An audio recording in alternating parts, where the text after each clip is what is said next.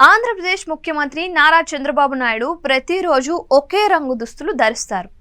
ఇప్పటి నుంచి ఉన్న అలవాటు కాదు అది. కొన్ని దశాబ్దాల నుంచి ఆయన ప్రతిరోజు ముదురు రంగులో ఉన్న బంగారు రంగు దుస్తులు లేదంటే గోధుమ రంగు దుస్తులు ధరిస్తారు. కానీ అవి కాస్తంత పసుపు రంగులో ఉండే చొక్కా, ప్యాంటే. చొక్కా లేత రంగు అయితే ప్యాంటు ముదురు రంగులో ఉంటుంది. నల్ల షూ ధరిస్తారు. కళ్ళజోడును మాత్రం ఎప్పుడూ వాడరు. ఇటీవల కాలం నుంచి మాత్రం ఏవైనా చదవాల్సి వచ్చినప్పుడు రీడింగ్ గ్లాసెస్ పెట్టుకుంటున్నారు. అసలు చంద్రబాబు నాయుడు కొన్ని సంవత్సరాల నుంచి ఒకే రంగు దుస్తులు ఎందుకు వేసుకుంటున్నారు? దీనివల్ల లాభాలేంటి? ఒకే రంగు దుస్తులు వేసుకునే వ్యక్తుల మనస్తత్వం ఎలా ఉంటుంది అనే విషయాలు ఇప్పుడు తెలుసుకుందాం. చంద్రబాబు డ్రెస్సింగ్ స్టైల్ దశాబ్దాలుగా కొనసాగుతోంది. మనస్తత్వ శాస్త్రం ప్రకారం అందుకు అనేక కారణాలున్నాయి.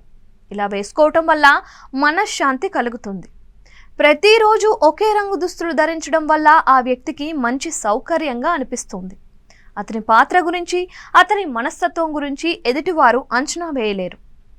మానసిక ఒత్తిడిని తగ్గించి ఆత్మవిశ్వాసాన్ని కలిగిస్తాయి.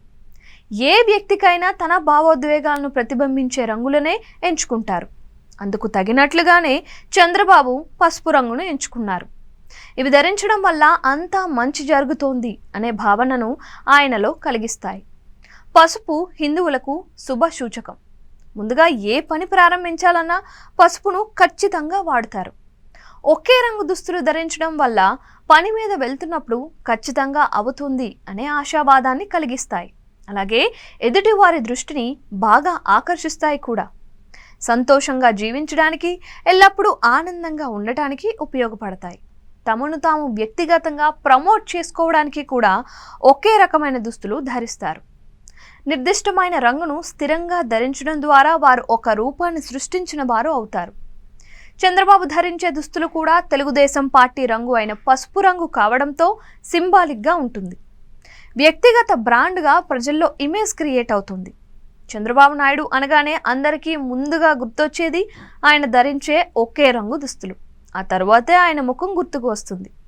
అంతగా డ్రెస్సింగ్ స్టైలు ఆయన జీవితంలో పెనవేసుకుపోయింది. ఒకే రకమైన దుస్తులు ధరించడం వల్ల రోజు మొత్తం మీద కలిగే భావోద్వేగాలను అదుపులో ఉంచుకునేందుకు మద్దతును అందిస్తాయి. రాను రాను అదే అలవాటు అవుతుంది అనుకోండి.